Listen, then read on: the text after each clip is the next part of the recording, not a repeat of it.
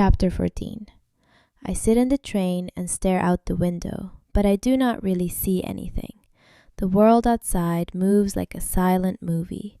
Trees, streets, small buildings, the sky changing color little by little. My mind is louder than everything. Anne, California, secret task. I repeat those words in my head again and again, like if I say them enough times, my memory will open up. But nothing comes. I do not know what to do next. I do not have a plan. I do not have a map. I do not even have the comfort of knowing what kind of person I was last year. The train rocks gently, and for a moment my eyes feel heavy. I blink slowly, trying to stay awake, but my body is tired in a deep way. The day drained me. The fear drained me. The questions drained me. I place one hand on my belly and breathe slowly. My baby moves softly, like a reminder that time is not stopping for me. Even if my memory stopped, the baby did not. Life did not. I close my eyes for a moment. All I can see is Carlson's face, the way he said it. Secret task. My stomach tightens. Anne. I open my eyes again, staring at nothing. By the time the train reaches my stop, the sky outside looks darker. Evening is settling in. I step off carefully and take a slow breath of cold air. The station feels familiar now, not because I remember it perfectly, but because my body has been here enough times in the past few days. I make my way back to Ben's apartment, moving slowly, keeping my jacket tight around me. My feet feel heavy, my back aches. My head feels like it has been squeezed too many times. When I reach the building, I find Ben near the entrance. He is standing there like he was waiting for me. He lifts his hand in a small wave and walks closer. "You made it," he says. I nod. "Yeah." He looks at my face for a second, like he can tell I am exhausted. Then he pulls something from his pocket. "A key," he says, holding it out. "For you." I stare at it. A key. Something is so small, but it feels huge. "I didn't want you to feel like you're borrowing your way into the apartment," he says calmly. "You should be able to come and go without waiting for me." I take the key with trembling fingers. "Thank you," I whisper. He shrugs lightly. "It's nothing." But it is not nothing to me. It is safety.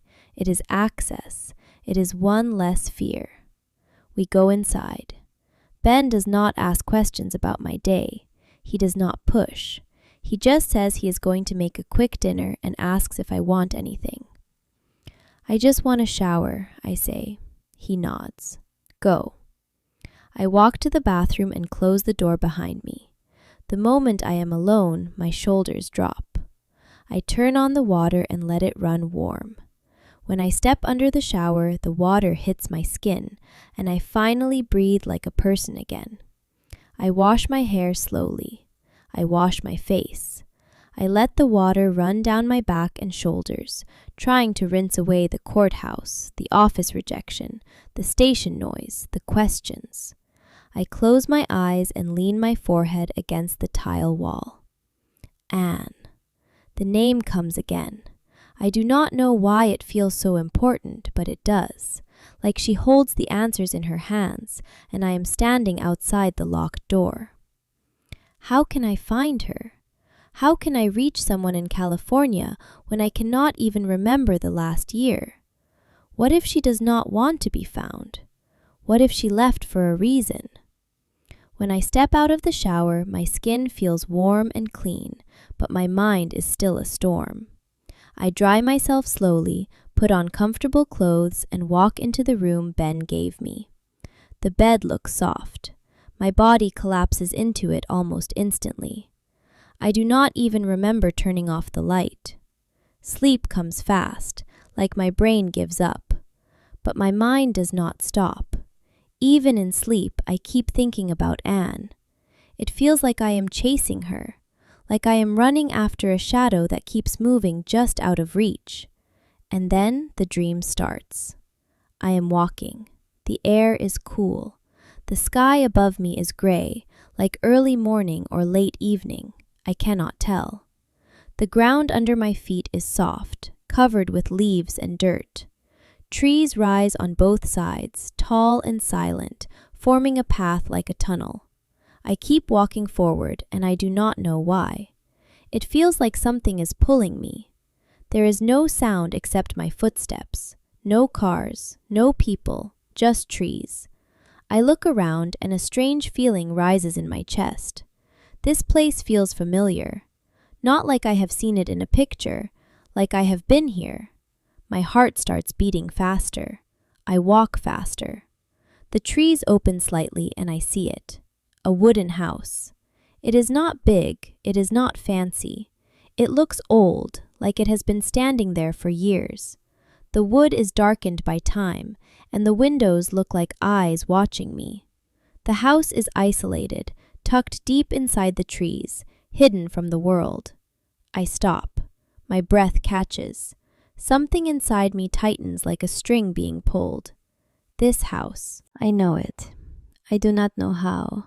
I do not know from where, but I know it. My hands start trembling in the dream. My mouth goes dry. I take a step closer, then another. The house stays still, silent. The door is shut. The porch is empty. No lights, no movement. But I feel like something happened there. Something important. Something that belongs to my missing year. My stomach twists. My heart pounds harder and harder, so loud it feels like the trees can hear it. I walk up to the porch slowly. The wood creaks under my feet. I reach for the doorknob. My fingers hover above it. And suddenly I feel afraid. A deep, sharp fear. Not fear of the house. Fear of what I will remember if I open the door. My breath becomes shallow.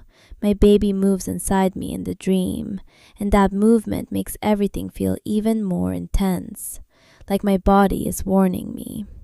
I pull my hand back quickly. I look at the windows. I feel like someone is inside, watching me, waiting. My head throbs. I squeeze my eyes shut. Then I hear a voice, not loud, not close, but clear. A voice that feels like the answer to everything. Anne. My eyes snap open. I sit up in bed, my heart pounding violently. My skin is damp with sweat. The room is dark. The apartment is quiet. I can hear faint sounds from outside, distant traffic, a dog barking somewhere far away.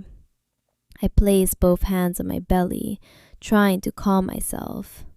My heart will not slow down. The dream feels too real, too detailed. I press my palm against my chest, breathing shakily. That house, where is it? Why does it feel so familiar? Why did I go there? What happened there? My mind spins, and the only word that keeps returning like a bell ringing is one name. Anne. I whisper it into the dark. My voice is small, but my determination is not. She is my answer. She is the only clue I have. And now I know one thing for sure. I have to find her. Don't forget to like, share, and subscribe to the channel so you don't miss what comes next.